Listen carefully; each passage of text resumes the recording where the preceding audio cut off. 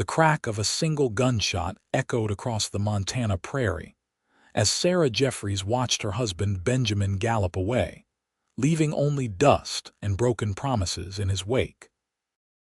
It was September 1879, and at 25 years old, Sarah found herself alone on their homestead with winter approaching, a dwindling pantry, and a 3-year-old daughter who couldn't understand why her father had kissed her goodbye for what would become the last time. Sarah stood in the doorway of their modest cabin, her auburn hair whipping across her face in the autumn wind as Benjamin's silhouette disappeared into the horizon. He had sworn it would be a short trip, just long enough to settle a debt with a man in Helena. Just 3 days, he'd promised. Just 3 days that stretched into 3 years. "Mama, when's Papa coming back?" Little Emma asked for perhaps the 100th time that month, tugging at Sarah's worn cotton skirt. Sarah knelt down, forcing a smile that didn't reach her eyes. "I don't know, sweetheart. But we're doing just fine on our own, aren't we?" The lie came easier now than it had in those first desperate months. The truth was that surviving on the Montana frontier alone was slowly killing her. Each winter grew harder, each season of solitude more painful than the last. Benjamin had taught her to shoot, to hunt small game, but he'd never taught her how to fell trees for firewood or repair a roof. He'd never taught her how to silence the terror that came with strange noises in the night, or how to bear the crushing weight of isolation when snow cut them off from their nearest neighbors, 5 miles east. The summer of 1882 had been unusually kind, with enough rain to keep her small vegetable garden thriving and the creek running strong. But as September faded into October, the first frost had come early, killing her remaining crops overnight. Now, with November's arrival, Sarah stared at her meager woodpile with growing dread. She had perhaps 2 weeks' worth if she was careful, not nearly enough for the Montana winter that loomed before her. "Emma, put on your coat," Sarah said, pulling her own threadbare shawl around her shoulders. "We need to gather more kindling from the creek bed." Emma, now 6 and wise beyond her years, nodded solemnly. "Are we going to be cold again this winter, Mama?" Sarah swallowed hard. "Not if I can help it." They spent the afternoon gathering fallen branches, but Sarah knew it was futile. What they needed were solid logs, split and seasoned.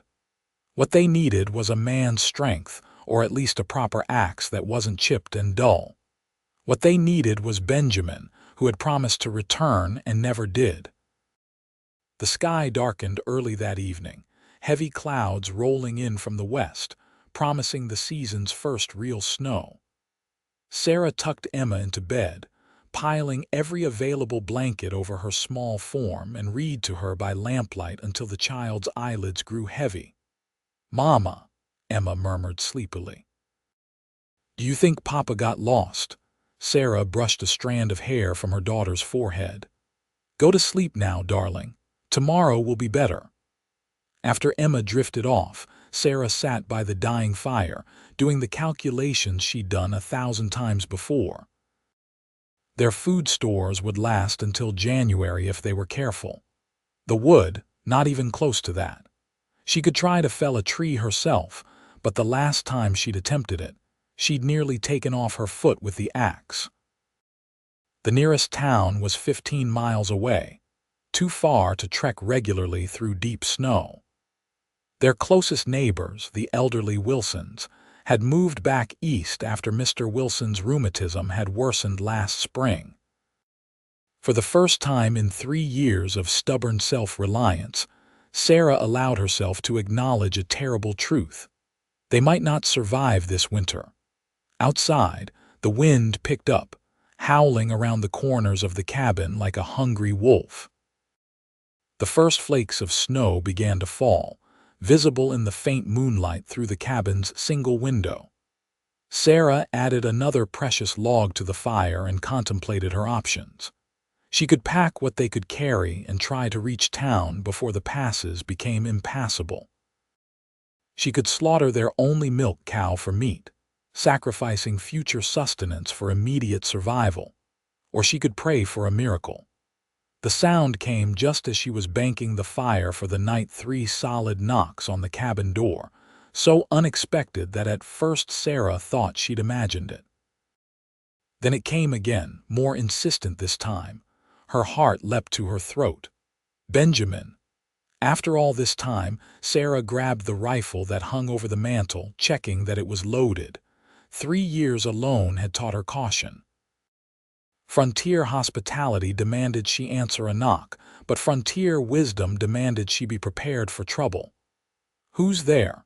she called, her voice steadier than she felt. "Madam, I don't mean to disturb you so late," came a deep voice, distinctly not her husband's. "Name's Brock Zimmerman. I'm passing through and got caught in this weather. I noticed your chimney smoke from the road." Sarah hesitated, rifle still raised. "What do you want?" "Just shelter from the storm if you can spare it. I've got my own provisions and I'll sleep in your barn if you've got one. I can pay." Payment was tempting, but having a stranger so close to Emma made Sarah wary. "There's a lean-to round back for the animals. You can use that." A pause. "Thank you, madam. Mighty generous. Before I go round, I noticed your wood piles looking awful slim. I've got some cut logs on my pack horse. Would be happy to leave them as thanks." Sarah lowered the rifle slightly.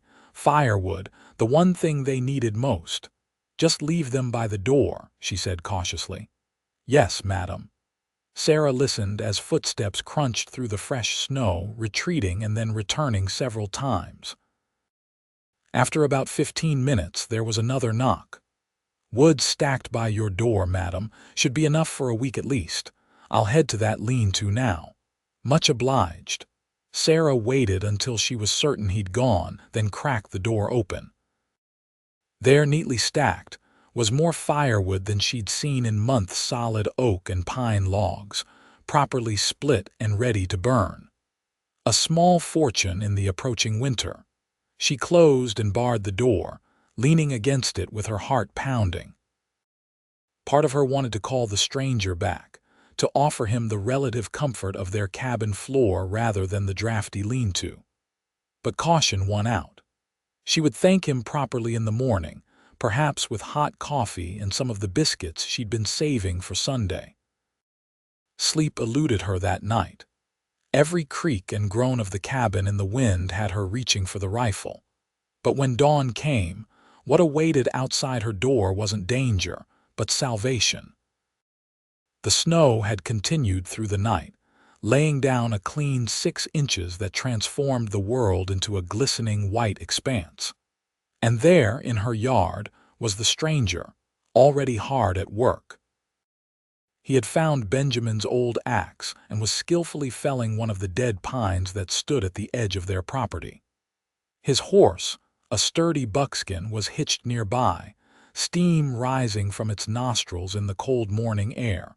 Sarah watched through the window, taking his measure. He was tall and broad-shouldered, dressed in practical frontier garb, a heavy coat, sturdy trousers, and a wide-brimmed hat pulled low against the snow. He moved with the efficient grace of a man accustomed to physical labor, each swing of the axe precise and powerful. When the tree crashed to the ground, he immediately began limbing it with practiced strokes. It would take her days to accomplish what he was doing in hours.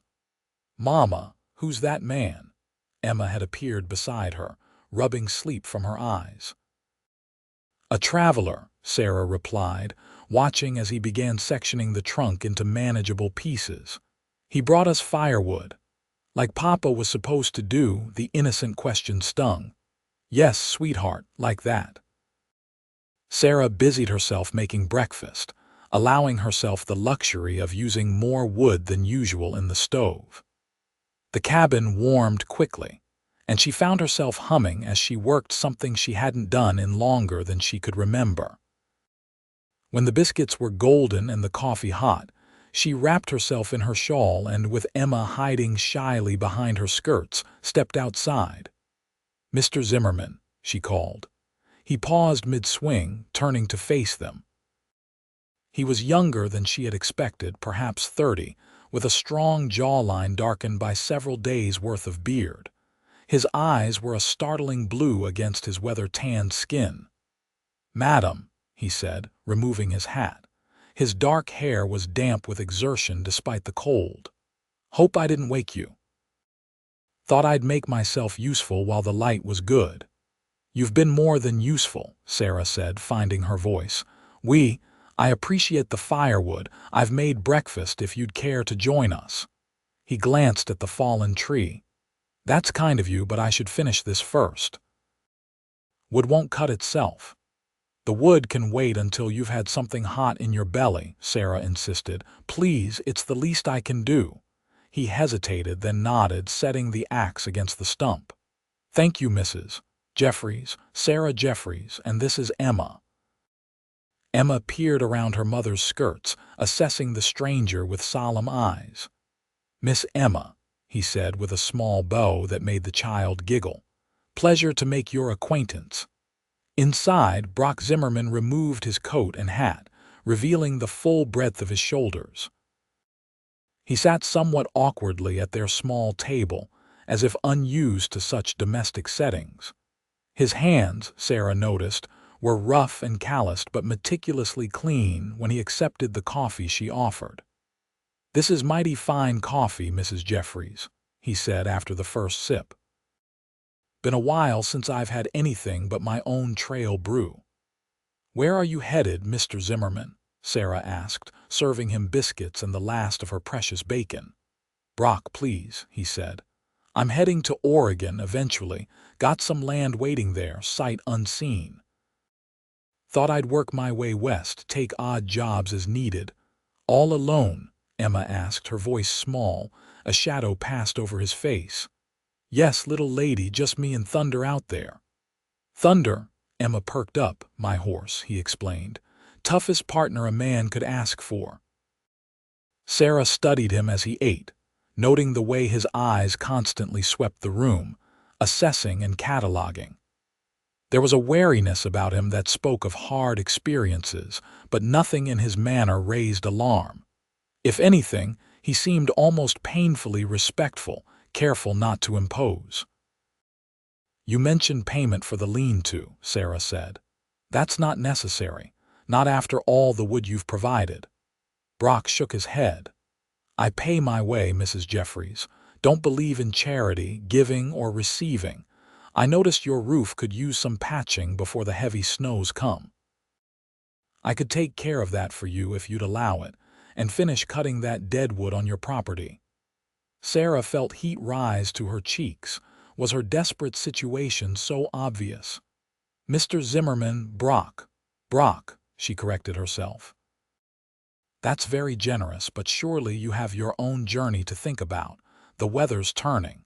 You said yourself you're heading to Oregon." He looked out the window at the steadily falling snow. "Oregon's been waiting 3 years. It can wait a few more days." He turned back to her, his expression serious. "Begging your pardon for being forward, but a woman and child alone out here, winter coming on.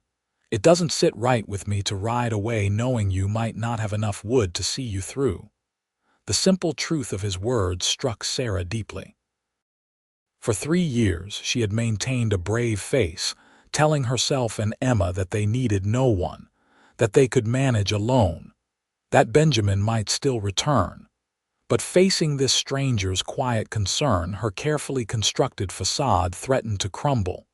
"My husband," she began, then faltered. "He went to Helena 3 years ago. He was supposed to return in 3 days." "And he didn't," Brock finished softly. Sarah shook her head, blinking back tears she refused to shed. No word, nothing. I don't know if he's dead or—" She glanced at Emma and left the alternatives unspoken. Brock nodded, understanding in his eyes. "I'm sorry, Mrs. Jeffries. That's a heavy burden to carry."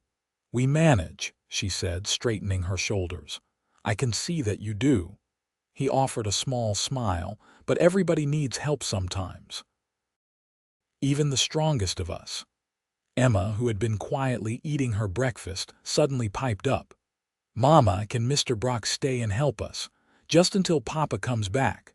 Sarah opened her mouth to gently correct her daughter's persistent hope, but Brock spoke first. "I'd be honored to help until your pa returns, Miss Emma. If your ma agrees, of course." Sarah met his gaze, seeing nothing but sincerity there. Still, caution made her hesitate. "Perhaps. Just until the roof is patched and some more wood is cut." "That sounds fair," he said, rising from the table. "I'll get started right away. Thank you for breakfast." As Brock returned to his work outside, Sarah watched through the window, wondering if she had made a terrible mistake allowing a stranger to stay, or if perhaps, just this once, fortune had finally smiled upon them. By midday, Brock had cut enough wood to last a month and had begun assessing the cabin roof. Sarah kept Emma occupied with lessons inside, but the child's attention constantly drifted to the window, where they could see Brock hauling himself up with rope and makeshift climbing spikes. "He's very strong, isn't he, Mama?" Emma observed. "Yes, he is," Sarah admitted, watching as he carefully removed damaged shingles. "Almost as strong as Papa." Sarah swallowed hard. "Let's finish your letters, Emma." The afternoon brought a break in the snowfall, revealing a brilliant blue sky that belied the biting cold. Sarah ventured outside with a steaming mug of coffee, navigating around the impressive pile of split wood that now graced the side of their cabin. "Mr. Zimmerman," she called up to where he worked on the roof, "I thought you might like something warm." He made his way to the edge and then, with surprising agility, swung down using his rope. Landing lightly on his feet, he accepted the coffee with a grateful nod. "Much appreciated, Mrs. Jeffries. I've nearly got the worst spots patched. Should hold through winter now." "You've done more in one day than I could have managed all season," Sarah said quietly. "I don't know how to thank you properly." "No thanks needed. Just doing what any decent man would." Sarah glanced at the neatly stacked firewood. "I think you've gone well beyond decent." He seemed almost embarrassed by her gratitude, quickly changing the subject. "That's a fine little girl you've got. Smart as a whip, I'd wager." "She is," Sarah agreed with maternal pride. "I've been teaching her reading and figures. Not much opportunity for proper schooling out here." Brock nodded. "My mother taught me the same way. Never did get much formal education, but she made sure I knew my letters." He hesitated before adding, "Emma. She seems to hold out hope for her father's return." "Children need hope," Sarah said defensively. "Yes, madam, they surely do." He studied her for a moment. "And their mothers, what do they need?" The unexpected question caught Sarah off guard. I need to keep Emma safe." "Keep this place going until he comes back?" Brock asked gently. Sarah looked away. "Until I figure out what comes next." He drained the last of his coffee and handed her back the mug, their fingers brushing momentarily. "Well, what comes next today is me finishing that roof before dark. And maybe, if you're amenable, I could hunt us something fresh for supper. Saw deer tracks down by the creek." "You don't have to do that." "I know I don't have to. I'd like to." That evening, they ate venison steaks by the light of the fire. The cabin warmer than it had been in months thanks to the abundant wood now feeding the stove. Emma chattered happily, drawing Brock into conversation about his horse, his travels, and 100 other things that Sarah had never thought to discuss with the serious, taciturn Benjamin. "Have you ever seen an ocean, Mr. Brock?" Emma asked, her eyes wide with wonder. "I have, little lady. The Atlantic when I was about your age. Water as far as the eye can see and waves taller than this cabin." "Were you scared?" Brock chuckled. "Terrified. But my pa told me something I never forgot. He said, son, the things that scare you most are often the things most worth facing." Emma considered this with the gravity only a child could muster. Is that why you're going to Oregon? Because it's scary? Emma, Sarah chided gently. That's enough questions for tonight. Time for bed. After Emma was tucked in, Sarah returned to find Brock still at the table, whittling a small piece of wood with a pocket knife. As she approached, she could see it was taking the shape of a tiny horse. For Emma, he explained, somewhat sheepishly, if that's all right. Of course, Sarah said, touched by the gesture. You're very good with her. She makes it easy. Smart, that one. Sarah sat across from him, suddenly aware of the impropriety of being alone with this man in her home, yet somehow it didn't feel wrong. If anything, the cabin felt more right with his presence than it had in years. May I ask you something, Brock? He set down his knife. Anything. Why are you really helping us? And please don't say it's what any decent man would do. Most men would have taken the shelter for the night and been on their way by dawn. Brock was quiet for a long moment, considering his words. When I was 12, my mother and I were left in a situation not unlike yours. My father went out hunting one day and never returned. Mountain lion, we figured eventually. We nearly didn't make it through that first winter alone. I'm sorry, Sarah said softly. Don't be. A neighbor helped us, taught me what I needed to know to take care of my mother. I swore then that if I ever came across someone in need, I'd do the same. He met her eyes directly. When I saw your woodpile yesterday, I recognized the look of someone facing winter with more hope than preparation. Sarah felt a flush of embarrassment, but also relief at having her situation understood so completely. And Oregon, is that true? Yes. Got the deed in my saddlebag. 40 acres, sight unseen, like I said. Land of opportunity, they call it. What will you do there? Ranch, if I can manage it. I've worked cattle most of my life. Figure it's time I ran some of my own. Sarah nodded, imagining him on his own spread, building something from nothing. It suited him somehow. And you, Mrs. Jeffries, what happens when winter ends? Sarah sighed. I don't know. Benjamin had grand plans for this place, but she gestured around the modest cabin. This is as far as we got before he left. I've maintained it, but not much more. You've done more than maintain it, Brock said firmly. You've created a home, raised a child, survived 3 winters alone. That's not nothing, Mrs. Jeffries. Sarah, she corrected him, suddenly needing to hear her name from his lips. Please call me Sarah. Sarah, he repeated, the name sounding different in his deep voice. You should be proud of what you've accomplished here. For the first time in years, Sarah allowed herself to feel just that pride in her resilience, in Emma's thriving despite everything, in the life she had managed to preserve against considerable odds. And something else, something she hardly dared acknowledge, a flutter of possibility, of a future different from the lonely existence she had resigned herself to. It's late, she said finally, rising from the table. You've worked hard today. Please take the bedroll by the fire tonight instead of going back to the lean-to. It's too cold out there. Brock looked momentarily surprised, then nodded. Thank you. That's very kind. As Sarah retreated to the small bedroom she shared with Emma, she found herself wondering what Benjamin would think of the stranger sleeping by their hearth. Would he be grateful someone had stepped in to help his family? Or would he feel replaced, as if the life he had abandoned continued perfectly well without him? And why, after all this time, did his opinion still matter to her at all? Morning dawned clear and cold.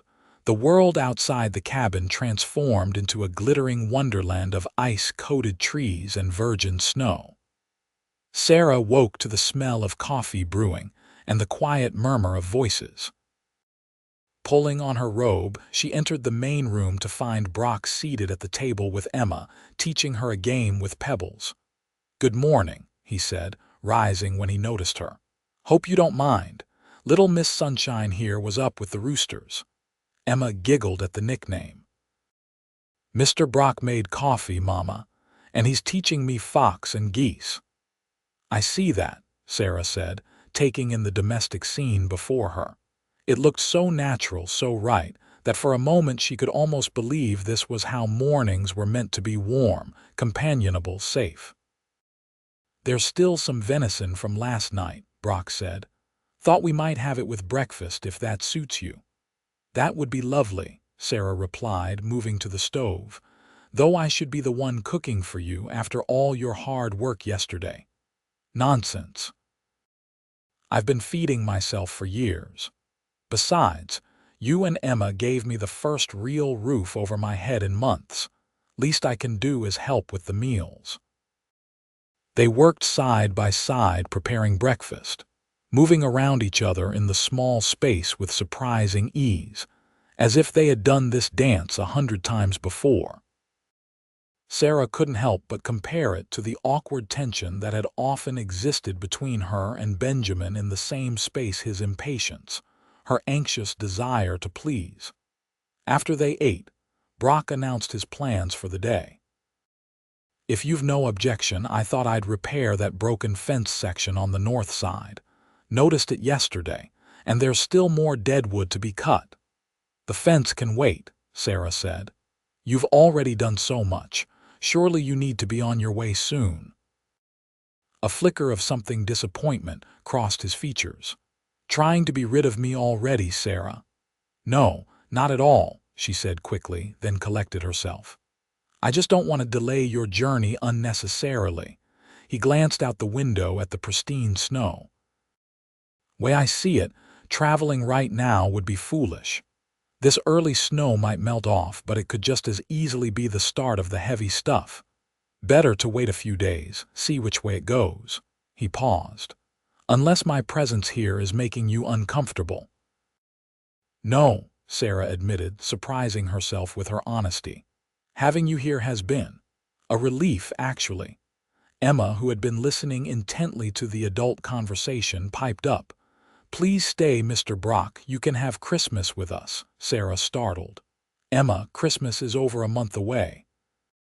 I'm sure Mr. Zimmerman will be long gone by then.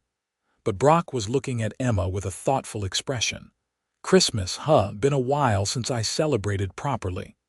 We make paper chains, Emma informed him seriously. And Mama lets me hang a stocking. Last year there were oranges inside. That sounds mighty fine, Brock said, his expression softening. He looked to Sarah. Truth is, there's no rush for Oregon. Land will still be there come spring, and winter travel alone can be dangerous. If you truly don't mind my company, I'd be grateful to stay on a bit longer. I'd earn my keep, of course. Sarah's heart raced at the prospect. A whole winter with this man under their roof. What would people think? What would Benjamin think if he ever returned? But then, Benjamin had forfeited his right to any opinion when he abandoned them. And the nearest neighbors were miles away, unlikely to call until spring. More importantly, Brock's presence meant security, warmth, and if she was honest with herself, a companionship she had desperately missed. If you're sure, she said carefully, we would welcome your help through the winter. But I insist on a proper arrangement. Room and board in exchange for your labor. No charity, as you said. Brock's face broke into a genuine smile, transforming his features entirely. Deal, he said, extending his hand. Sarah took it, feeling the strength in his grasp, the calluses that spoke of a lifetime of hard work. Deal, she echoed, and something shifted between them, a mutual acknowledgement of a boundary crossed, a new path embarked upon. Emma clapped with delight. Can we show Mr. Brock the creek where the ice makes pictures, Mama? If Mr. Brock has time after his work, Sarah hedged. For that, Brock said seriously, I'll make time. The next few weeks fell into a rhythm unlike anything Sarah had known. Brock rose before dawn each day, tending to the animals and cutting wood before breakfast. After they ate together, he would tackle the day's projects: mending fences, reinforcing the lean-to, hunting when the weather permitted, and teaching Emma how to set rabbit snares. Sarah found herself with time for tasks long neglected. She mended clothing, made soap, rendered fat for candles, and even began piecing together a quilt from scraps she had been saving. In the evenings, they would gather by the fire, Brock teaching Emma to whittle simple shapes while Sarah sewed or read aloud from one of the precious books Benjamin had brought west. November deepened toward December, bringing heavier snows that confirmed the wisdom of Brock's decision to delay his journey. The road to town disappeared entirely, but Sarah felt none of the isolation and dread that had marked previous winters. Instead, the snow created a cocoon around their cabin, a private world where the three of them existed in a harmony that felt increasingly natural. One evening, after Emma had gone to bed, Sarah found herself telling Brock the full story of Benjamin's departure, the debt he'd gone to settle, the kiss goodbye, the promises to return quickly. The slow death of hope as weeks turned to months, and the gnawing fear that had become her constant companion.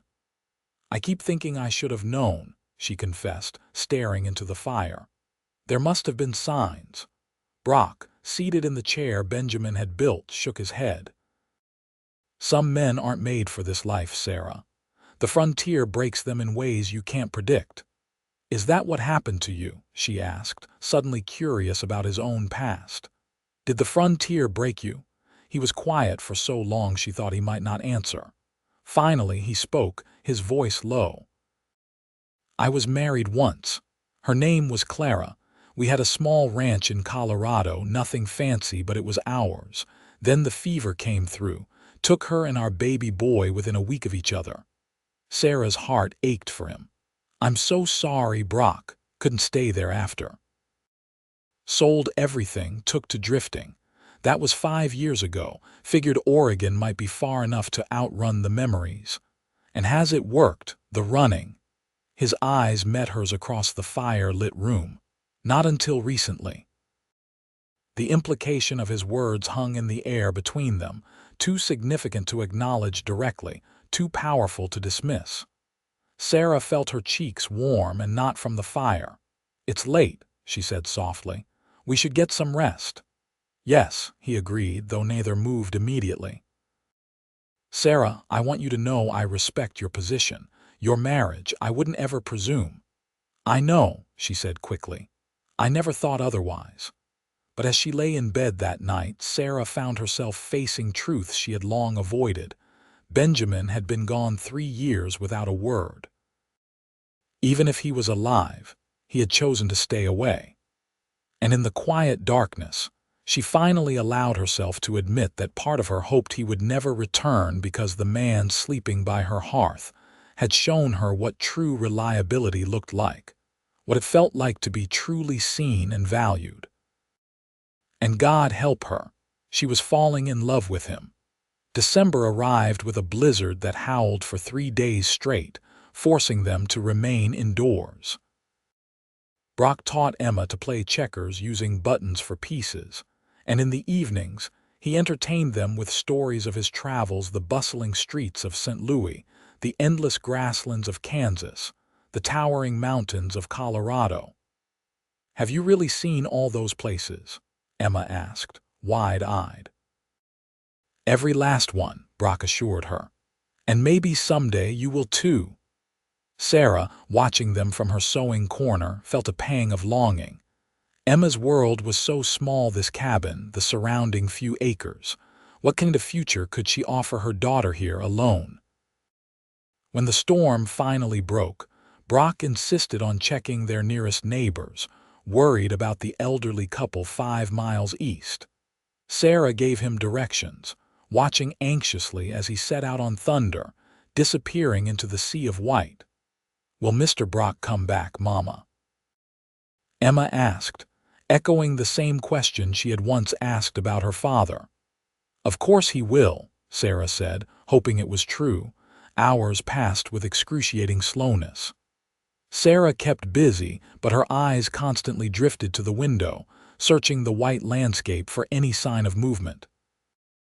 As dusk approached and the temperature dropped further, real fear began to set in. "We should light the lantern," she told Emma, placing it in the window, "to help Mr. Brock find his way home."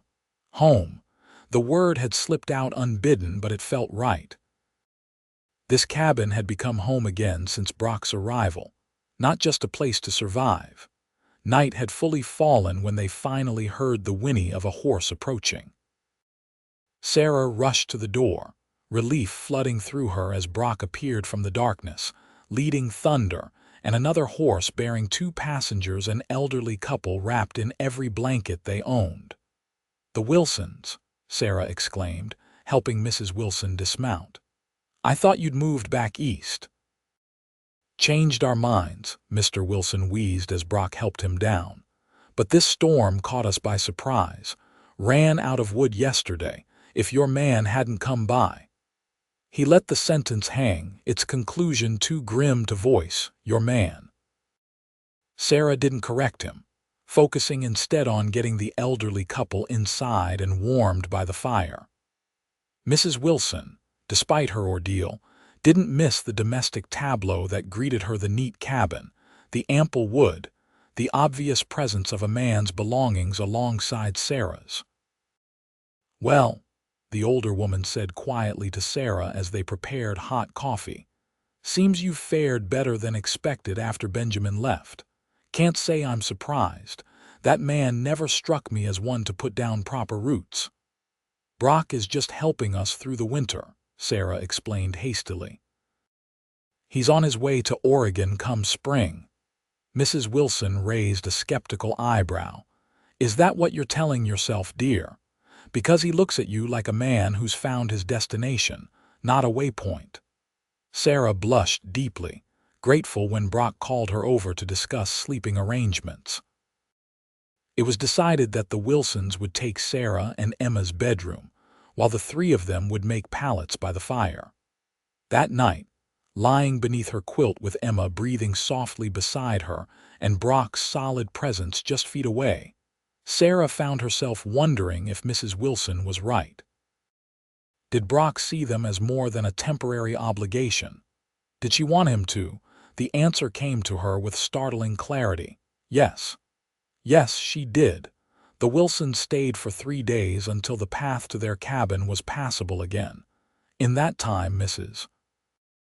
Wilson observed Sarah and Brock with knowing eyes, while Mr. Wilson regaled Emma with stories of the East. On the morning of their departure, Mrs. Wilson pulled Sarah aside. "Life's too short for waiting, my dear," she said, patting Sarah's hand. "Benjamin's made his choice. You should make yours." After the Wilsons left, escorted safely home by Brock, a new awareness lingered between Sarah and Brock. Small touches his hand on her shoulder as he passed behind her chair. Her fingers brushing his as she handed him coffee became charged with meaning. Their eyes met more frequently across the room, holding for seconds longer than necessary. Emma, with a child's perception, sensed the change as well. "Mama, do you like Mr. Brock?"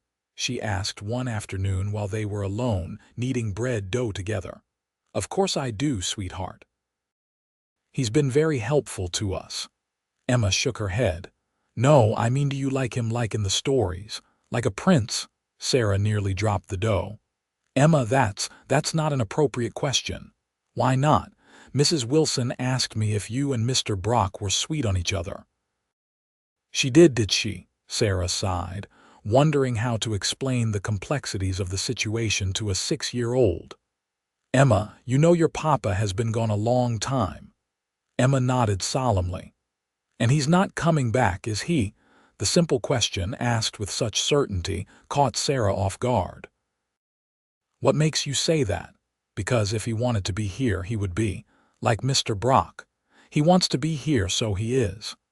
Out of the mouths of babes, Sarah thought, marveling at her daughter's straightforward wisdom. "It's complicated, sweetheart.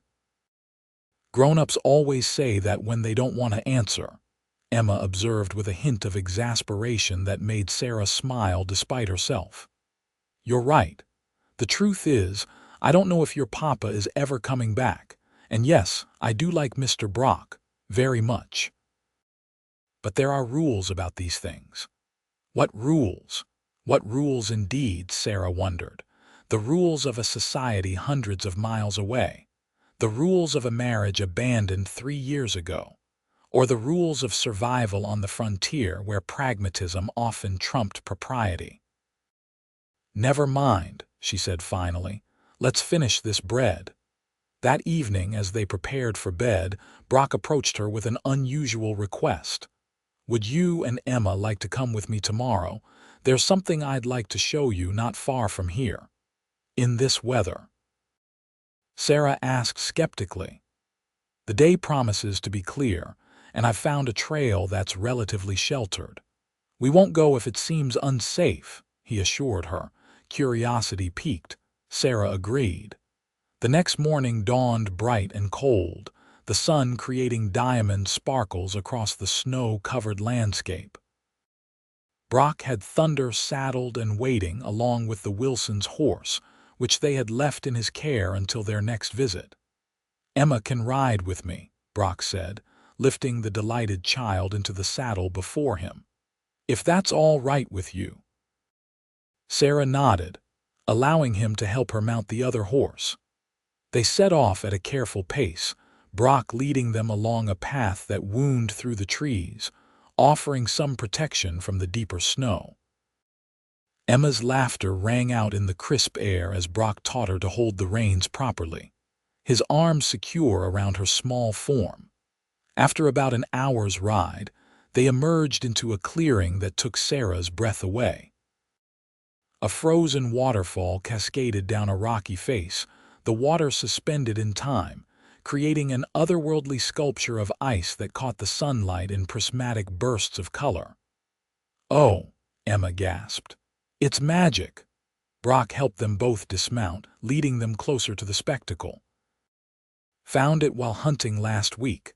Thought you ladies might appreciate it." "It's beautiful," Sarah said, genuinely awed. "I had no idea this was here, so close to home." "There's a lot of beauty in these parts if you know where to look," Brock replied, his eyes not on the waterfall but on her. Sarah felt the weight of his gaze, the unspoken meaning behind his words. Standing there in that magical place, with Emma running excitedly around the clearing and Brock's steady presence beside her, Sarah felt something she had thought long lost hope. Not just for survival, but for happiness. They spent an hour exploring the clearing, Brock showing Emma how to spot rabbit tracks in the snow and teaching her the names of the dormant plants that would bloom again in spring. When Emma wandered a few yards away, fascinated by a cardinal perched on a snow-laden branch, Brock turned to Sarah. "There's something I've been wanting to say," he began, his voice low and serious. "I know your situation is complicated. I know there's Benjamin to consider." "Benjamin left us," Sarah said with quiet firmness. 3 years without a word. Even if he is still alive, he chose to stay away. "Even so, legally, I'm still bound to a ghost," she acknowledged. "But in every way that matters, I've been alone, until you." Brock took a step closer. "Sarah, I never expected to find you. After Clara died, I thought that part of me was finished, but these past weeks—" He gestured helplessly as if words were inadequate. "I know," she said simply. "I feel it too." He reached out slowly, giving her time to pull away, and when she didn't, he brushed a strand of hair from her face with a gentleness that made her heart ache. "I'm not asking for promises. I'm not asking you to forget your past, but I need you to know that I care for you and Emma deeply." "And Oregon?" she asked, needing to know where she stood. "Oregon can wait, or—" He hesitated, then forged ahead. "Or we could go together come spring, you and Emma and me. Start fresh where no one knows us or our past." The suggestion was so unexpected, so breathtakingly simple in its solution, that Sarah could only stare at him, possibilities unfurling in her mind like the first green shoots of spring. "You don't have to answer now," Brock said quickly. "It's a big decision. I just wanted you to know it's an option." "Thank you," she managed, emotion making her voice unsteady. "For everything, Brock." Emma chose that moment to return, her cheeks rosy with cold and excitement. "Mama, Mr. Brock, can we come back tomorrow? I want to draw the magic waterfall for Mrs. Wilson." "It might be a while before we can return, little lady," Brock said, lifting her up onto Thunder. "But spring will bring its own magic, you'll see." As they rode home, Sarah's mind raced with thoughts of Oregon, of new beginnings, of what it might mean to truly leave Benjamin behind. The prospect was both terrifying and exhilarating. By the time they reached the cabin, she had made no decisions, but she felt lighter somehow, as if just knowing there was a choice had lifted a burden she hadn't fully acknowledged. That night, after Emma was asleep, Sarah and Brock sat by the fire, closer than they had allowed themselves before.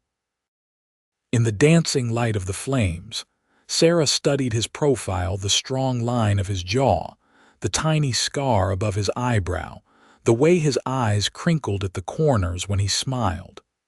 "Tell me about your land in Oregon," she said softly. Brock's face lit up as he described the plot he had purchased, sight unseen, 40 acres in the Willamette Valley, with good water rights and soil reputed to be among the richest in the territory. "Room for cattle, crops, maybe even an orchard eventually," he said. "The agent said there's a small cabin already built, nothing fancy but solid. We'd need to expand it, of course, for—" He trailed off, perhaps realizing he'd spoken as if their joint future was decided. "For a family," Sarah finished for him. "It sounds wonderful, Brock. A true fresh start." "That's what I'm hoping for," he admitted. "But I don't expect you to make such a leap without careful thought. You have Emma to consider, your home here." "This stopped being a home when Benjamin left," Sarah said quietly. "It's been a shelter, a place to survive." "You've made it feel like home again, but the memories here, they're complicated." Brock nodded in understanding. "Whatever you decide, Sarah, know that I'll respect it. If you choose to stay, I'll make sure you have everything you need before I go. If you choose Oregon—" He took her hand gently. "Well, I'd be the happiest man west of the Mississippi." Sarah's fingers intertwined with his, the simple contact sending warmth through her entire body. "And if I need time to decide, then time you shall have. There's no rush." But as December progressed toward Christmas, the question of their future hung in the air between them, unresolved but ever present. Brock continued his work around the homestead, adding improvements beyond mere necessity: a new shelf for Sarah's few books, a small desk for Emma's lessons, a proper door for the lean-to that now served as a stable. Each addition felt like an argument for staying, a reminder of how much better life was with him there. Yet each time he spoke of Oregon, Sarah could see the yearning in his eyes, the dream of a place untouched by past sorrows. Christmas approached with surprising swiftness. Sarah and Emma made paper chains as promised, while Brock carved a small nativity scene from pine wood. He disappeared for an entire day, returning with a young spruce tree that he set up in the corner of the cabin, much to Emma's delight. "We've never had a real Christmas tree before," she exclaimed, helping to decorate it with pine cones, dried berries, and the paper ornaments they'd created together. On Christmas Eve, after Emma had finally succumbed to sleep despite her excitement, Sarah and Brock sat side by side on the bench before the fire, shoulders touching, sharing the comfortable silence of people who no longer needed constant conversation to connect. "I have something for you," Brock said eventually, reaching into his pocket. "It's not much, but—" He handed her a small object wrapped in a scrap of cloth. Sarah unwrapped it carefully to find a delicately carved wooden locket on a leather cord.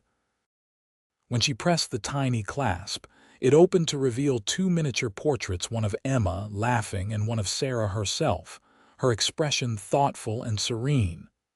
"Brock," she breathed, astonished by the detail. "How did you?" "Been working on it at night after you'd gone to bed," he explained. "I'm not much of an artist, but I wanted you to have something to remember us by, whatever you decide." "It's beautiful," she whispered, closing the locket and slipping the cord around her neck. The small weight of it against her chest felt right, as if it belonged there. "I have something for you too, though it's not nearly as precious." She retrieved a package from beneath her bed, wrapped in brown paper and tied with string. Inside was a hand-knitted scarf of deep blue wool that she had worked on in secret whenever he was outside. "Sarah," he said, running the soft fabric through his hands, "this is perfect. Thank you." "The color matches your eyes," she admitted, then blushed at the boldness of the observation. Brock looked at her, something shifting in his expression. Slowly, deliberately, he leaned forward, giving her every opportunity to pull away. When she didn't, he pressed his lips to hers in a kiss so gentle it nearly broke her heart. Sarah had forgotten what it felt like to be kissed like this, with reverence, with longing, with promise. Benjamin's kisses had always been pleasant but perfunctory. This was something entirely different, a connection that went beyond the physical touch to something deeper, a recognition of souls. When they finally parted, Sarah found herself trembling slightly, overwhelmed by the rush of emotions. Brock brushed his thumb across her cheek, his eyes searching hers. "I'm falling in love with you, Sarah Jeffries," he said softly. "I think I have been since the first morning I woke up in this cabin and saw you teaching Emma her letters, fierce and determined and so damn brave." The declaration hung in the air between them, honest and unadorned. Sarah knew she should be cautious, knew there were complications neither of them could ignore, but in that moment, with the Christmas fire casting its warm glow and Brock's heartfelt words still resonating, she couldn't deny her own heart any longer. "I'm falling in love with you too," she whispered, "and it terrifies me." "Why?" he asked, though his expression suggested he already knew the answer. "Because loving you means accepting that Benjamin is truly gone. It means risking everything, this place, our security, Emma's stability." "What if we go to Oregon and it doesn't work out? What if—" Brock silenced her with another gentle kiss. "What if it does work out? What if we build something beautiful together? What if Emma grows up knowing she's loved and protected? What if you never have to face another winter alone?" Put that way, the risk seemed worth taking. Sarah leaned her head against his shoulder, allowing herself to imagine the future he described: a cabin in Oregon, land that was truly theirs, a life built on mutual respect and growing love rather than obligation and unrealized dreams. "I need to be honest with Emma," she said finally. "About Benjamin, about us, about everything." "Of course," Brock agreed. "She deserves the truth as much as she can understand it. And we need to wait," Sarah continued, thinking it through. "Even if I believe in my heart that Benjamin is never coming back legally." "We'll wait," Brock assured her. "As long as it takes. But Sarah, will you at least consider Oregon, coming with me in the spring?" She looked around the cabin that had been her prison and her sanctuary, the place where she had both lost and found herself. Could she leave it behind? Could she forge a new path for herself and Emma with this good man beside them? "Yes," she said finally. "I'll consider it, more than consider it. I think it might be exactly what we need." Brock's smile was like the sunrise, full of promise and new beginnings. He pulled her close, and there by the Christmas fire they allowed themselves to dream of spring, of Oregon, of a future neither had imagined possible just months before. Christmas Day dawned clear and bright, the sun reflecting blindingly off the pristine snow. Emma woke at first light, her excitement palpable as she discovered the small gifts they had prepared a rag doll Sarah had sewn in secret. The carved horse Brock had finished, and to her absolute delight, not one but 2 oranges, a luxury Brock had somehow procured from his supplies. "This is the best Christmas ever," Emma declared, her happiness infectious, as they shared a special breakfast of Johnny cakes with precious maple syrup. Sarah realized she couldn't remember the last time she had felt so content, so hopeful about the future. Even with all the uncertainties that lay ahead, there was a rightness to this moment, to the 3 of them together in the warm cabin while winter raged outside. After breakfast, Brock suggested they all go outside to enjoy the clear day. Bundled in their warmest clothes, they ventured into the snow, where Brock showed Emma how to make snow angels and built a fort with her while Sarah watched, laughing at their antics. When Emma was occupied decorating the fort with pine branches, Brock came to stand beside Sarah, slipping his arm around her waist with a newfound confidence. "Merry Christmas, Sarah," he said softly. "Merry Christmas, Brock," she replied, leaning into his embrace, no longer concerned about propriety or appearances. They were miles from the nearest neighbors, and she was tired of denying herself happiness out of respect for a man who had shown none for her. The sound came without warning, the jingle of harness bells, the crunch of approaching horses through snow. Sarah and Brock turned simultaneously toward the road, where a figure on horseback had appeared, leading a heavily laden pack horse. For a moment, Sarah couldn't process what she was seeing. Then reality crashed over her like a bucket of ice water.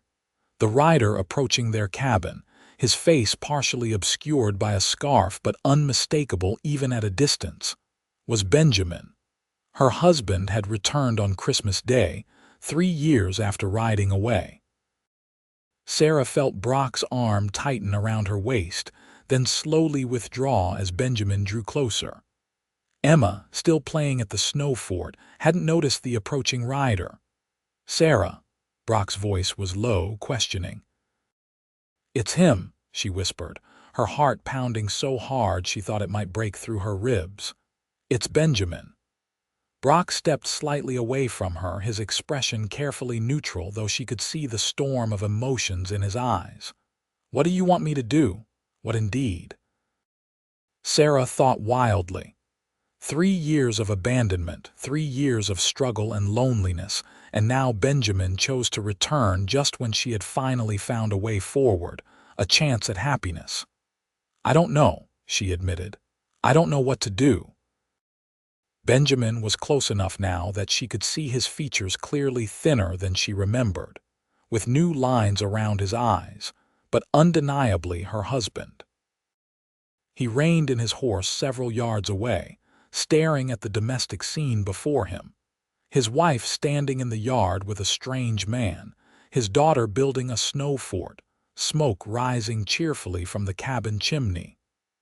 "Sarah," Benjamin called, his voice carrying across the snow-covered yard. "Is that you?"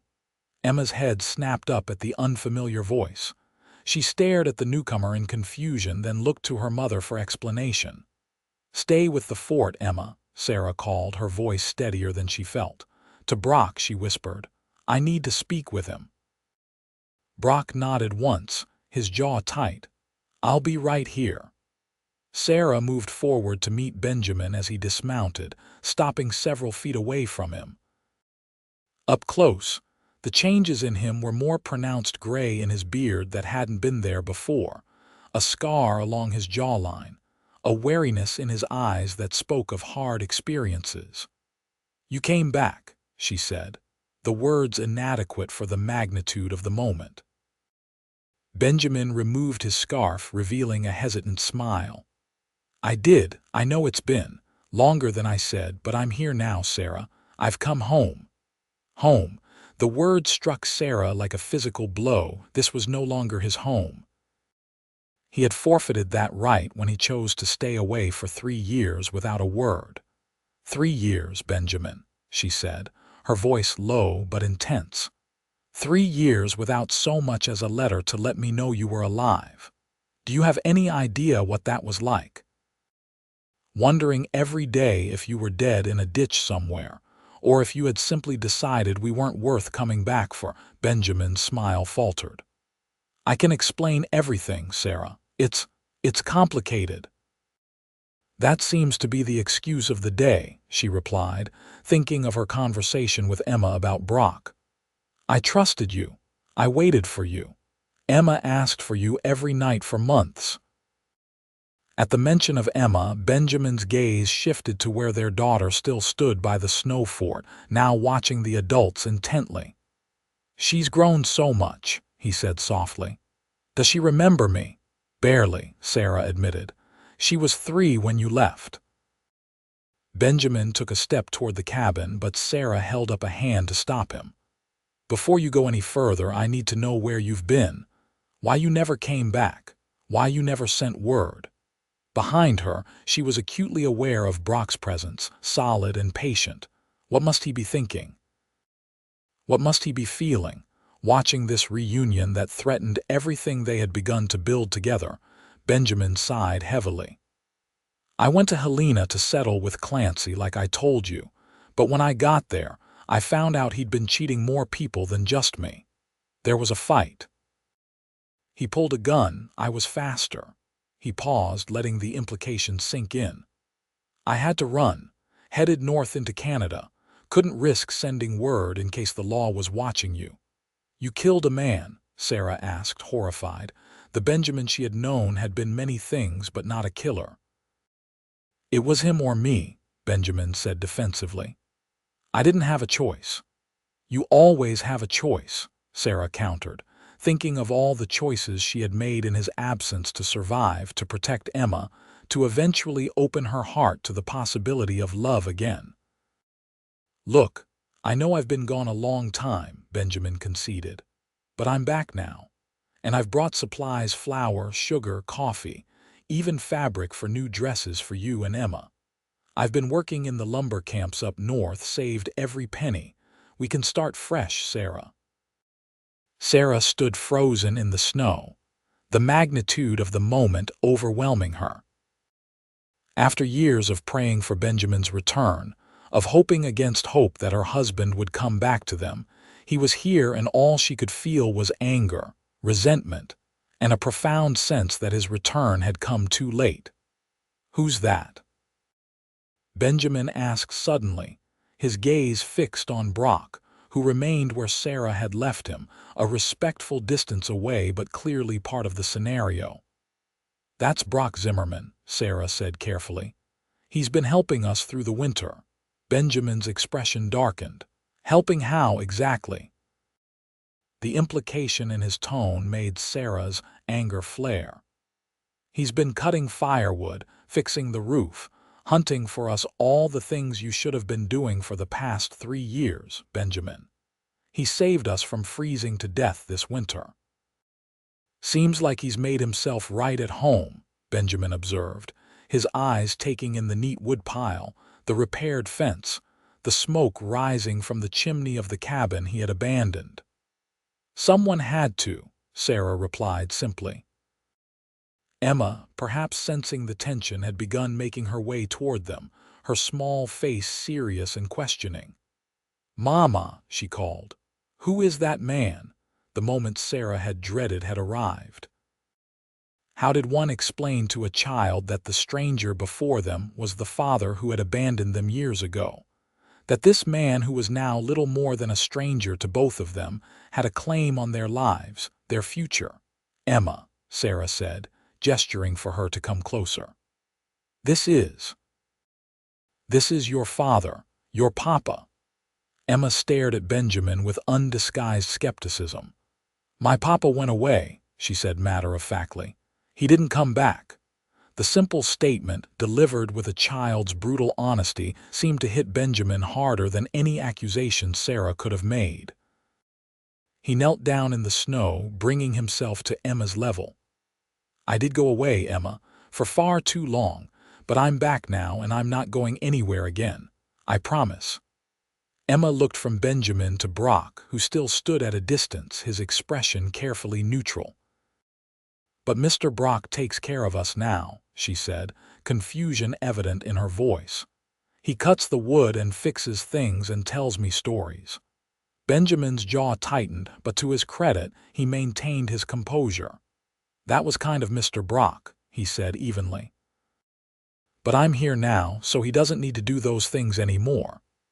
"Is Mr. Brock going to leave?" Emma asked, her distress growing. "I don't want him to leave." Sarah felt caught in an impossible situation, torn between her legal obligation to the husband who had abandoned them and her growing love for the man who had saved them. "Emma, why don't you go inside and warm up? The grown-ups need to talk." "But please, sweetheart, just for a little while." Reluctantly, Emma trudged toward the cabin, casting worried glances back at Brock, who gave her a reassuring nod. Once she was inside, Sarah turned back to Benjamin. "You can't just walk back into our lives after 3 years and expect everything to be the same," she said quietly. "We've changed, Benjamin. I've changed." "I see that," he replied, his gaze shifting to Brock. "Seems you've replaced me pretty quickly." The unfairness of the accusation made Sarah's temper flare. "Quickly? 3 years is quickly to you. Do you have any idea what we've been through? How many times I nearly lost this place, lost everything. How many nights Emma cried herself to sleep asking for you. How many winters I wondered if we'd survive until spring." Benjamin had the grace to look ashamed. "I'm sorry, Sarah, truly. I never meant to stay away so long. But I'm here now, and I want to make it right." Sarah shook her head, beyond tears, beyond rage, feeling only a bone-deep weariness. "I don't know if you can." "He's your husband, Sarah," Brock said, speaking for the first time since Benjamin's arrival. He had approached quietly, stopping a respectful distance from them. "You have every right to hear him out." Sarah turned to look at him, heart aching at the pain she saw carefully masked behind his stoic expression. "Brock." "I should go," Brock continued, his voice steady despite the emotion she could see in his eyes. "This is a family matter." "No," Sarah said firmly. "No, you don't need to go." Benjamin looked between them, comprehension dawning. "It's like that, is it, you and him?" "It's not what you think," Sarah began, then stopped. What was the point in denying what they both knew to be true? "Actually, yes. Yes, it is exactly what you think. Brock came here when we needed help the most. He's been honest, dependable, and kind. He's been everything you weren't." "I had my reasons for staying away," Benjamin insisted. "And I have my reasons for moving forward," Sarah countered. "You left us, Benjamin. For all I knew, you were dead. Or worse, that you'd simply decided we weren't worth coming back for." "I never stopped thinking about you and Emma," Benjamin said. "Not for a single day." "Thinking isn't the same as being here," Sarah replied. "Actions matter, Benjamin. Choices matter." An uncomfortable silence fell over the three of them, the only sound the creak of branches heavy with snow and the distant call of a crow. Finally, Benjamin spoke again, his voice subdued. "So what happens now? You're still my wife, Sarah. Emma's still my daughter. This is still my homestead." The legal reality of their situation hung heavy in the air. Whatever feelings Sarah had developed for Brock, whatever life they had begun to imagine together, Benjamin's return complicated everything. In the eyes of the law, she was still bound to him. "I think," Brock said carefully, "that you both need time to talk privately. I'll go check on Emma." Before Sarah could protest, he was walking toward the cabin, his shoulders set in a line of resignation that broke her heart. He was stepping aside, giving her the space to reconcile with her husband if that was what she chose. The nobility of it only made her love him more. Once Brock was out of earshot, Benjamin turned to her. "You love him," he said. It wasn't a question. Sarah saw no point in lying. "Yes." "And what about me?" We took vows, Sarah, for better or worse. You broke those vows when you chose to stay away for 3 years without a word, Sarah said. You left me to wonder if you were dead. You left Emma without a father. Don't talk to me about vows. Benjamin ran a hand through his hair, frustration evident. What do you want me to say? That I made a terrible mistake, I did. That I should have found a way to let you know I was alive. I should have. But I was scared, Sarah. Scared of bringing trouble to your door, scared of what would happen if the law caught up with me. And now, why come back now after all this time? Because the man I killed had powerful friends who wanted revenge. It wasn't safe before. But I heard Clancy's brother died last month and the others have moved on. I thought it might finally be safe to come home. He looked at her pleadingly. I never stopped loving you, Sarah, or Emma. You have to believe that. Sarah closed her eyes, suddenly exhausted. The shock of Benjamin's return, the complicated emotions it stirred, the uncertain future that now lay before them, it was all too much to process at once. I need time, she said finally. This isn't something I can decide in an hour or even a day. Benjamin nodded slowly. I understand. But I'm not going anywhere this time, Sarah. I mean to stay to make things right. You can sleep in the lean-to tonight, she said. We'll figure out the rest as we go.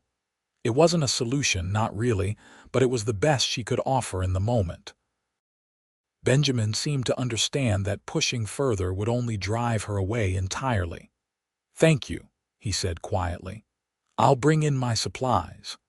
As Benjamin went to unload his pack horses, Sarah stood alone in the snow, feeling as if her world had been upended for the second time in her life. The first had been when Benjamin rode away. The second was now, when he had returned to claim a life that no longer existed in the form he had left it. Inside the cabin, she found Brock sitting at the table with Emma, helping her draw pictures with the charcoal and paper he had brought from town weeks ago. They looked up when she entered, both with questions in their eyes that she wasn't sure how to answer. Papa is going to stay in the lean-to tonight, she told Emma. He brought supplies for us. Is he staying forever? Emma asked, her young face troubled. I don't know, sweetheart, Sarah admitted. We'll have to see. Brock stood, his expression carefully neutral. I should get my things from the lean-to, give you all some space. Where will you sleep? Sarah asked, alarmed at the thought of him leaving entirely. I can make do by the fire tonight, he said.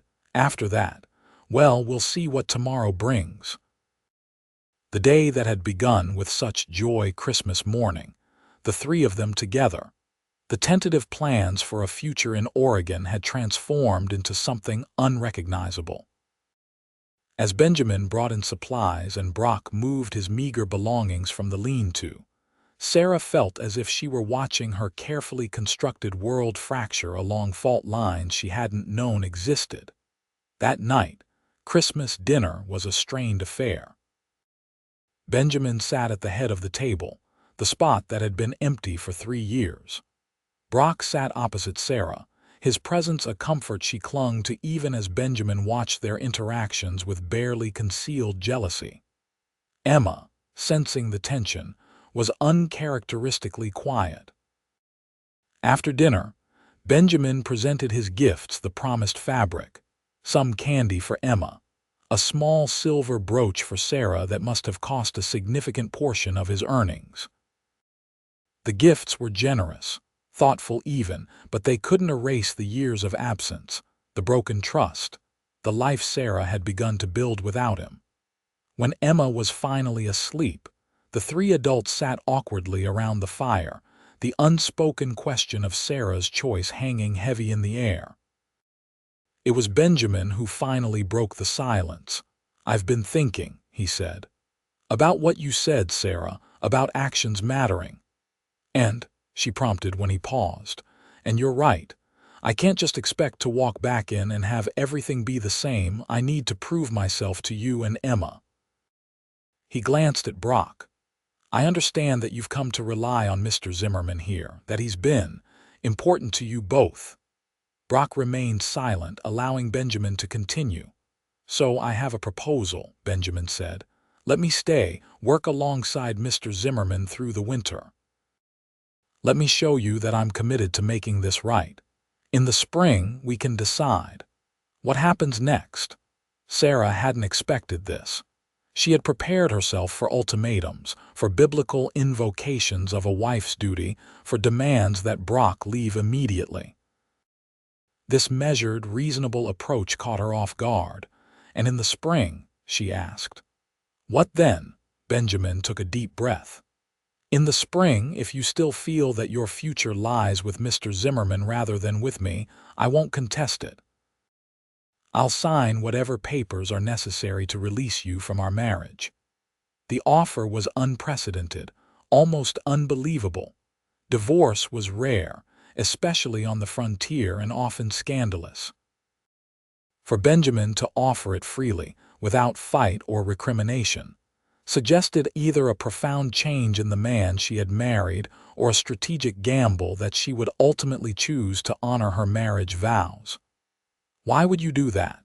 She asked, suspicious of motivations she couldn't discern. Because I love you enough to want your happiness, Benjamin said simply.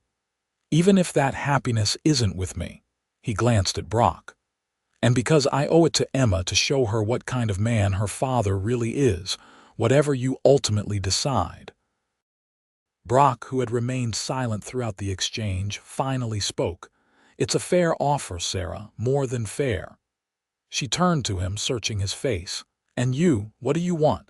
What I want hasn't changed, he said quietly, but Benjamin is right. He deserves the chance to make amends, and you deserve the time to be certain of your choice, whatever it may be. Sarah looked between the two men, her past and her possible future, and recognized the impossible position she was in. To dismiss Benjamin outright would be to deny the vows she had taken, the history they shared, the fact that he was Emma's father. To ask Brock to leave would be to deny the love that had grown between them, the life they had begun to envision together. Until spring, she agreed finally. We'll all stay until spring. And so began one of the strangest winters Sarah could have imagined. The small cabin that had once felt so lonely now housed a complex arrangement. Benjamin slept in the lean-to but spent his days working alongside Brock, cutting additional firewood, hunting, and making improvements to the homestead. Brock continued to sleep by the fire, maintaining a respectful distance from Sarah despite the feelings they both harbored. Sarah and Emma carried on with their daily routines, watching the two men circle each other with wary respect. January brought heavy snows that kept them all confined to the cabin for days at a time. In these close quarters, Sarah observed the stark differences between the two men. Benjamin was quicker to anger, more prone to dominance, more focused on proving himself. Brock was steadier, more patient, content to let his actions speak for themselves. Benjamin told grand stories of his adventures in Canada. Brock taught Emma how to whittle and mend tack. Benjamin spoke of dreams and possibilities. Brock built practicalities. Emma, initially confused by Benjamin's return, gradually began to accept him as her father, though she maintained a special bond with Brock that Benjamin clearly envied. Sarah watched it all, her heart torn, knowing that eventually she would have to make a choice that would inevitably hurt one of these men. February brought a brief thaw, allowing the men to venture further afield for hunting. They returned one evening with a deer, their cooperation suggesting a tentative truce had formed between them. That night, as they all sat around the fire after Emma had gone to bed, Benjamin surprised them both. "Brock tells me you were considering Oregon," he said to Sarah, "before I returned." Sarah shot Brock a questioning look, but his expression revealed nothing. "We had discussed it," she admitted.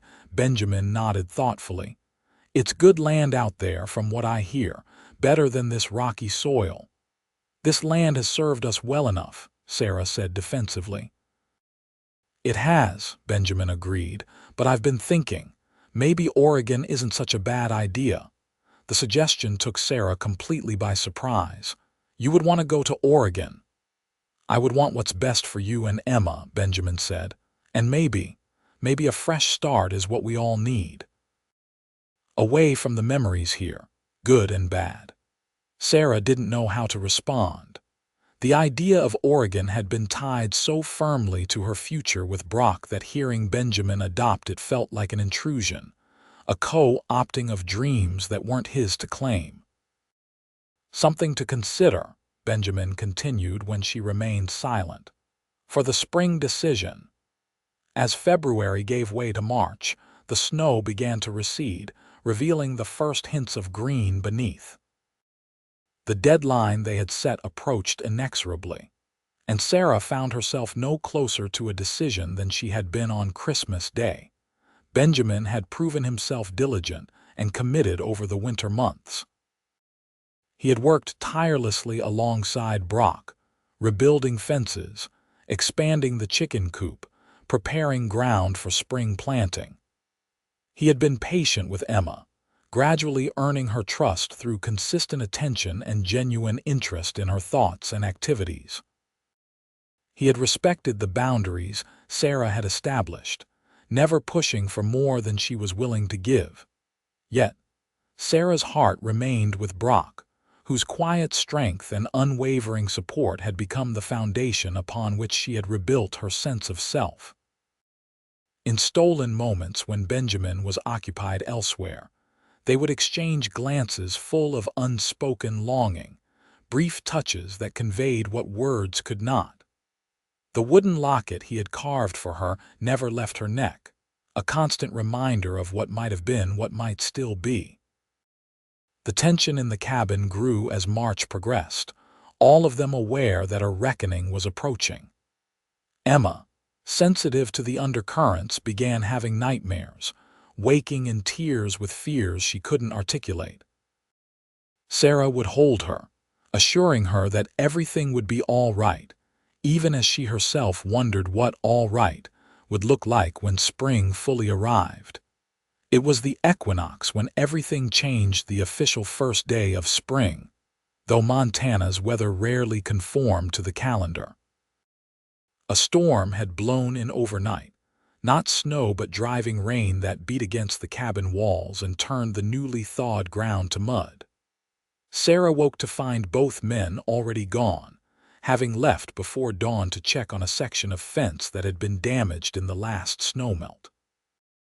By midday, the storm had intensified and Sarah began to worry.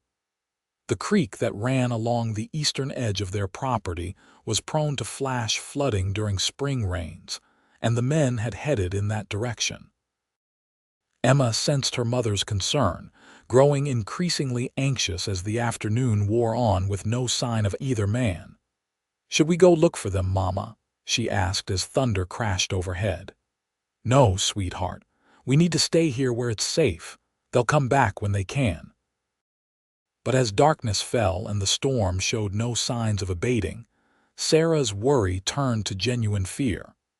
She kept the fire burning high, a beacon in the window for their return, and tried to distract Emma with stories and games. When the child finally fell asleep, exhausted by worry, Sarah paced the cabin, peering out into the darkness periodically, straining to hear any sound above the howling wind and rain. It was well past midnight when she heard the desperate whinny of a horse, followed by a shout. Sarah grabbed her shawl and the lantern, rushing to the door. Through the curtain of rain she could make out a single horse, its rider slumped forward in the saddle. "Benjamin," she called, running toward the figure. "Brock." As she drew closer, she recognized Thunder, Brock's faithful buckskin. But it was Benjamin who sat astride the horse, his clothes torn and mudded, his face a mask of exhaustion and grief. "Benjamin, what happened? "Where's Brock?" Benjamin slid from the saddle, his legs nearly buckling as he hit the ground. "The creek," he gasped. "It flooded suddenly." We were on opposite sides. The bridge. It started to go. Brock was crossing. Sarah's heart seemed to stop in her chest. "No," she whispered. "No, he can't be." I tried to reach him, Benjamin continued, his voice breaking. "God help me, Sarah," I tried, but the current was too strong. It swept him downstream. "Did you look for him? He could have made it to shore somewhere." I followed the creek as far as I could, called until my voice gave out. There was no sign of him. Benjamin's face crumpled. "I'm sorry, Sarah, I'm so sorry." Sarah staggered back as if physically struck, the lantern trembling in her hand. Brock couldn't be gone. Not Brock, who was so strong, so capable, so full of life and plans for the future. Not Brock, who had saved them with firewood and hope on that snowy November night. "We have to keep looking," she insisted, already turning toward the stable. "Right now, he might be hurt, unable to call out." Benjamin caught her arm. "Sarah, no, the creek's a torrent. It's pitch black out there. We'd never find him in this. At first light, I promise, we'll search. But now, we'd only be risking our own lives too." The rational part of her knew he was right, but her heart rebelled against the logic, against the acceptance of a loss too great to bear. "He can't be gone," she repeated, as if saying it enough times could make it true. "He promised me Oregon." "He promised." Benjamin led her back to the cabin, his arm around her shoulders more for support than comfort, as she seemed barely able to stand. Inside, he built up the fire while Sarah sank into a chair, staring sightlessly at the flames, the lantern still clutched in her white-knuckled grip. "Tell me exactly what happened," she said finally, her voice hollow. Benjamin sat across from her, his own face haggard with exhaustion and what appeared to be genuine grief. "We were checking the eastern fence line like we planned. The rain got worse, and we could see the creek rising. We decided to head back, but we were on opposite sides by then. I told him to wait, that the bridge didn't look safe, but he said he'd be quick. He was halfway across when it gave way." Sarah closed her eyes, picturing the scene with terrible clarity: the swollen creek, the old log bridge they had never properly repaired, Brock's determination to return to them. "He called out to me as he went under," Benjamin continued, his voice dropping to a whisper. "Told me to take care of you and Emma. Said to tell you he was sorry about Oregon."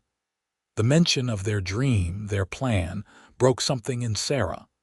The tears she had been holding back burst forth in a torrent that matched the storm outside. Benjamin moved to comfort her, but she pushed him away, her grief too raw, too private to share even with her husband. "Leave me alone," she managed between sobs. "Please." Benjamin hesitated, then nodded, retreating to the chair on the opposite side of the fire. Sarah curled into herself, clutching Brock's wooden locket, and surrendered to the waves of despair that washed over her. Dawn broke gray and cheerless. The storm finally spent, but leaving behind a sodden, muddy world. Emma woke to find her mother red-eyed and hollow, Benjamin grim-faced and subdued. When they explained what had happened, the child's response was immediate and heartbreaking. "No," she cried. "Mr. Brock wouldn't leave us. He promised to take us to Oregon." Sarah pulled her daughter close, their tears mingling. "I know, sweetheart. I know he didn't want to leave us." Benjamin organized a search party as soon as it was light enough, riding to the Wilsons to enlist their help, then to the next homestead beyond. By mid-morning, 6 men were combing the banks of the swollen creek, calling Brock's name, searching the debris caught in fallen trees and rock formations. Sarah insisted on joining the search, leaving Emma in Mrs. Wilson's care. She walked for miles along the muddy banks, her eyes scanning the water and shoreline with desperate hope that gradually dimmed as the day wore on. By sunset, They had found one of Brock's boots caught in a tangle of branches, and his hat wedged between rocks further downstream, but of the man himself, there was no sign. "The current could have carried him all the way to the river," Mr. Wilson said gently as darkness forced them to abandon the search. "And from there, it's hard to say, Sarah." She nodded numbly, beyond tears now, moving through the motions of returning home, of caring for Emma, of existing in a world suddenly devoid of the man who had brought light back into her life. Days passed, then a week. The search continued sporadically, with Benjamin riding out each morning to check new sections of the creek and the river it fed into. Each evening he returned empty-handed, with nothing to offer Sarah but a shake of his head and a shared grief that did little to bridge the chasm between them. Emma withdrew into herself, refusing to speak for days, then emerging from her silence only to ask questions Sarah couldn't answer. Why didn't Mr. Brock wait until the storm passed? Why couldn't he swim better? Was he cold wherever he was? Would they still go to Oregon? This last question tore at Sarah's heart. Oregon had been Brock's dream, then their shared vision. Without him, the idea of starting over in a strange territory felt hollow, pointless. "I don't know, Emma," she answered truthfully. "I don't know what we'll do now." Benjamin, hearing this exchange, approached cautiously that evening after Emma was asleep.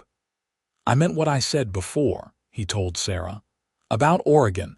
If that's still what you want, I'll take you there."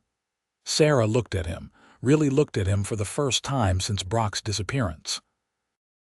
Benjamin had changed during his 3 years away. He was harder in some ways, more serious, but also more considerate than she remembered. He had been patient during her grief, never pressing for a decision about their future, simply being present and helpful as she and Emma mourned. "Why would you do that?" she asked. "Take us to a place that was his dream, not yours." Benjamin was quiet for a moment, considering his words. "Because I've learned something these past months, something about love and what it really means." He met her eyes directly. "I loved you selfishly before, Sarah. I wanted you and Emma and this land because they were mine, because possessing them made me feel like a man. But that's not real love. And now," Sarah prompted when he paused, "now I understand what Brock knew all along. That loving someone means wanting their happiness above your own. He was willing to step aside if you chose me. He was willing to give you time to decide, even knowing it might cost him everything he wanted." Benjamin's voice grew rough with emotion. "I'm trying to honor that, Sarah. To be the kind of man who puts your needs first, for once in my life." The words were like a balm on Sarah's raw heart, not healing the wound of Brock's loss, but offering a different kind of comfort, the recognition that his impact lived on, that he had changed not only her life but Benjamin's as well. "Thank you," she said softly. "But I don't know yet what I want. I need more time." "You have all the time you need," Benjamin assured her. "I'm not going anywhere." April brought the true arrival of spring, the world greening around them despite Sarah's persistent feeling that nothing should ever bloom again in Brock's absence. The creek receded to its normal banks, the mud dried, and life on the homestead resumed its seasonal rhythms. Benjamin worked the fields, preparing for planting. Sarah tended her garden and the animals. Emma slowly emerged from her grief, though she still sometimes spoke of Brock as if expecting him to return at any moment. Sarah kept the wooden locket around her neck, a tangible reminder of the brief happiness she had found during those winter months. At night, she would open it, tracing the carved likenesses with her fingertip, allowing herself to remember his smile, his steady presence, the way he had looked at her as if she were the most precious thing he had ever beheld. It was toward the end of April when Benjamin approached her with a proposal. "I've been thinking," he said as they sat on the porch in the mild evening air. "About our future." Sarah tensed.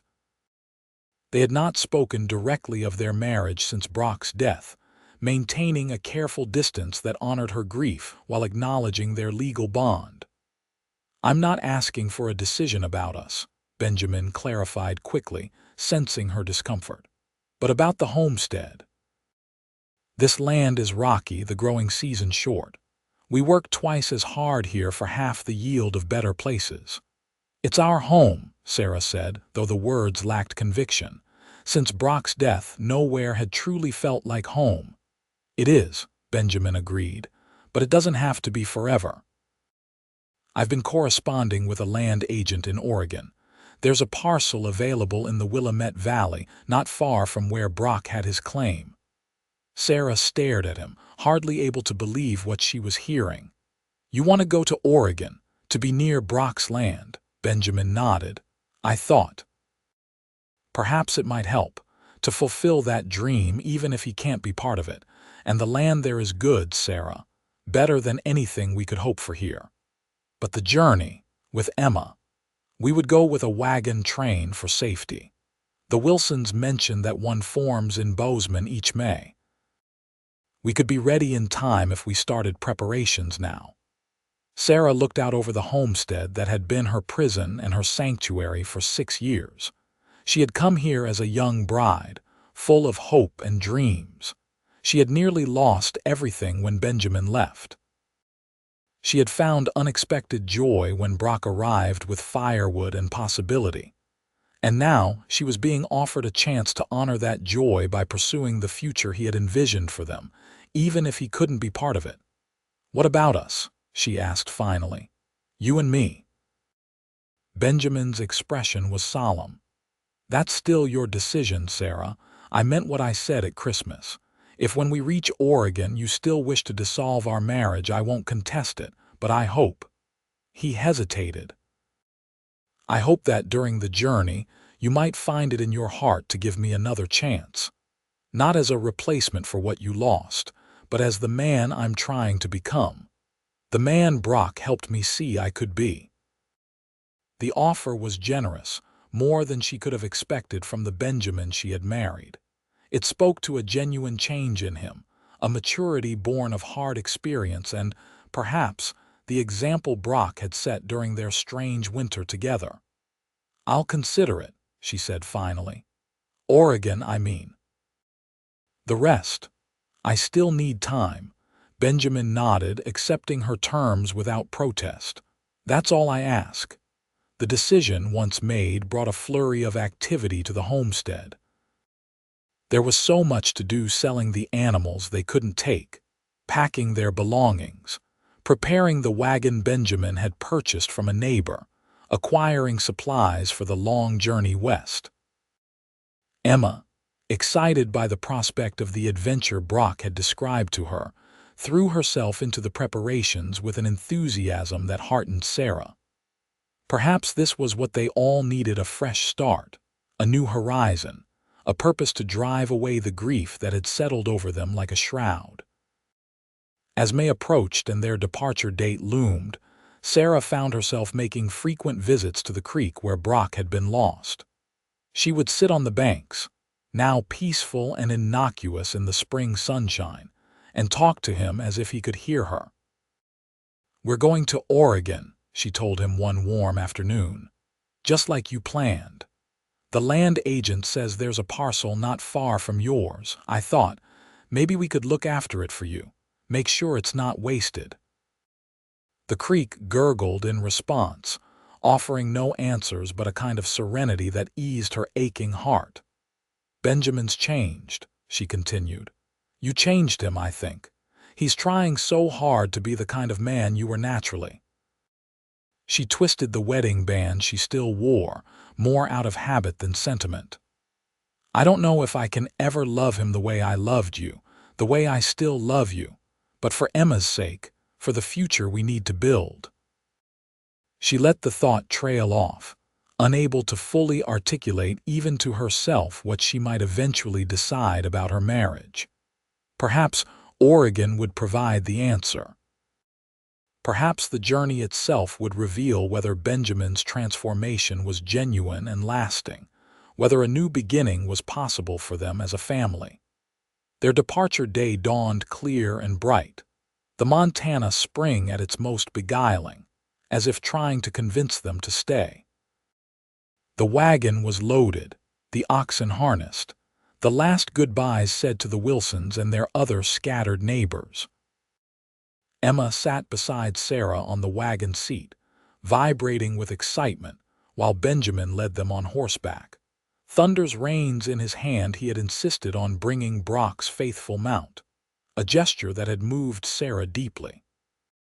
As they crested the small rise that would take their homestead out of view for the last time, Sarah turned for a final look.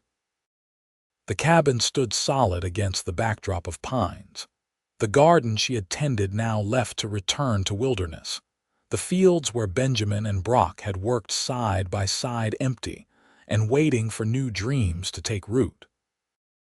"Goodbye," she whispered, unsure whether she was addressing the land, the life she had known there, or the man whose absence still echoed in her heart. The journey to Bozeman took 5 days, each mile increasing Emma's excitement and easing something in Sarah's spirit. There was freedom in movement, in leaving behind the sight of so much pain and loss, in focusing on the practical challenges of travel, rather than the deeper questions that still awaited answers. In Bozeman, they joined a wagon train bound for Oregon, 26 wagons in all, families and individuals drawn west by the promise of new beginnings. Sarah and Emma quickly made friends with the other women and children, while Benjamin proved valuable for his hunting skills and knowledge of terrain.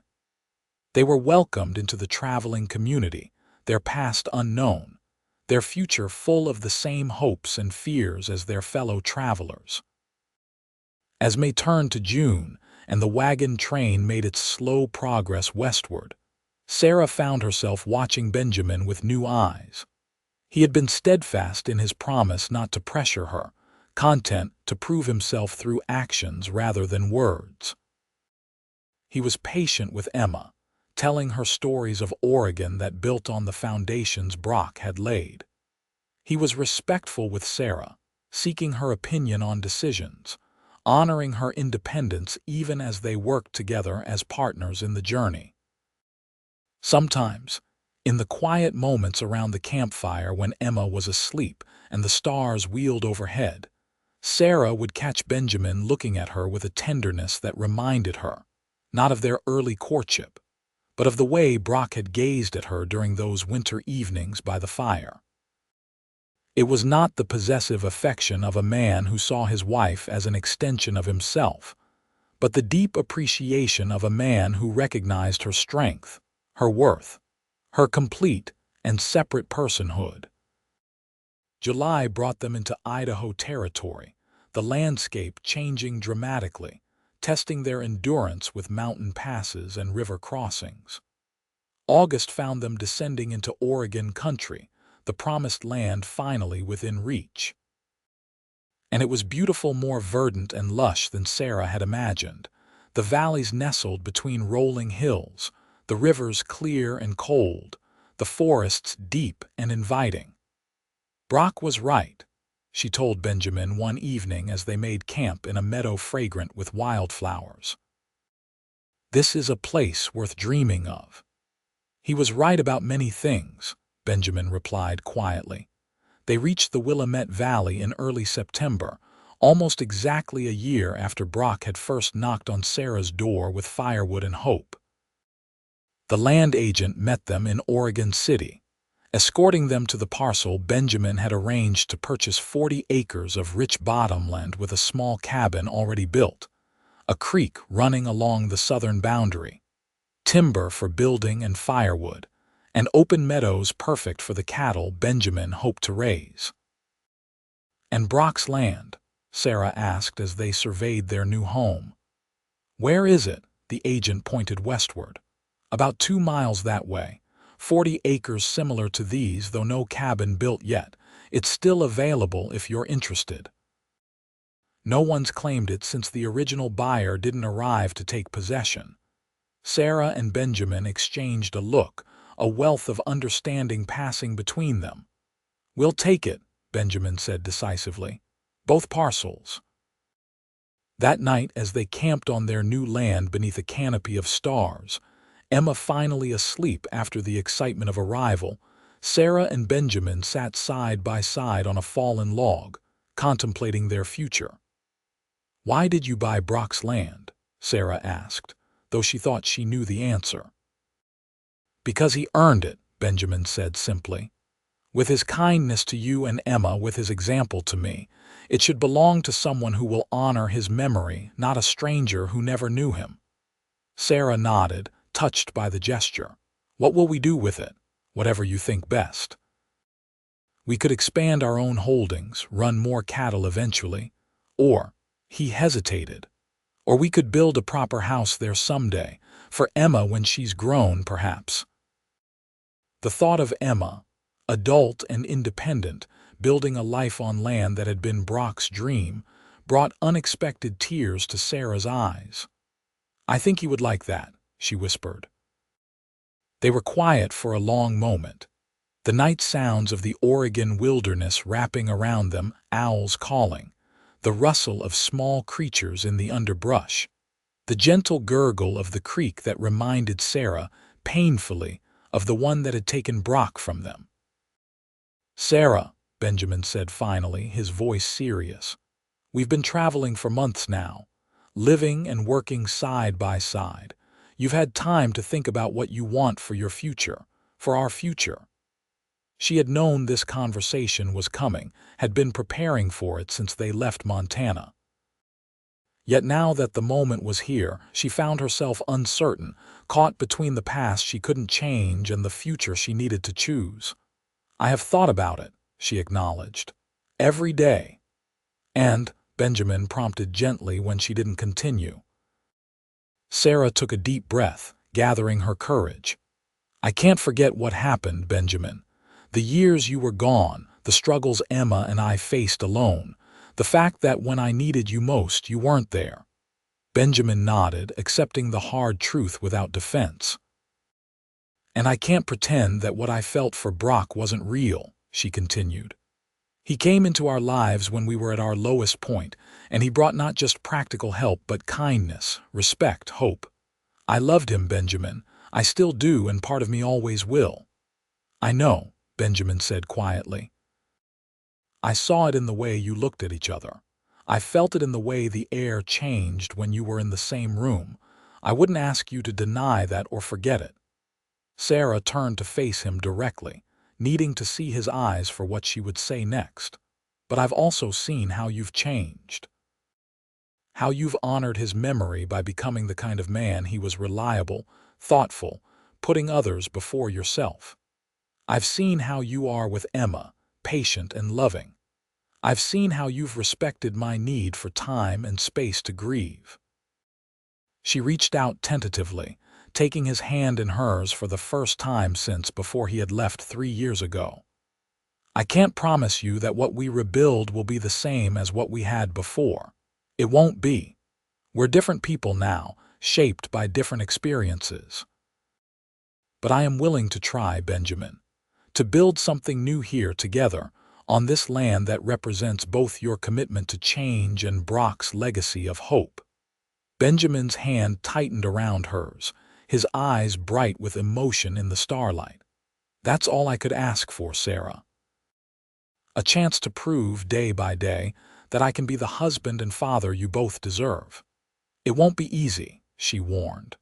"There will be days when I remember when I'm angry all over again, days when I miss him so much it hurts to breathe." "I know," Benjamin said. "And on those days, I'll give you the space you need. I'll be patient. I'll remind myself that healing isn't linear and that second chances are a gift, not a right." His understanding, his willingness to accept the complicated reality of their situation rather than demand a clean slate, confirmed for Sarah that her decision was the right one. Not perfect, not without risk or pain, but right for them, for Emma, for the future they needed to build. "Then let's begin," she said softly, and when Benjamin leaned forward to kiss her, She met him halfway, sealing their new commitment beneath the vast Oregon sky. The next morning, as they began the work of turning the small cabin into a home, Emma discovered a tiny sapling growing beside the creek and oak, barely knee-high, its leaves bright green against the darker foliage surrounding it. "Look, Mama," she called excitedly. "Can we keep it?"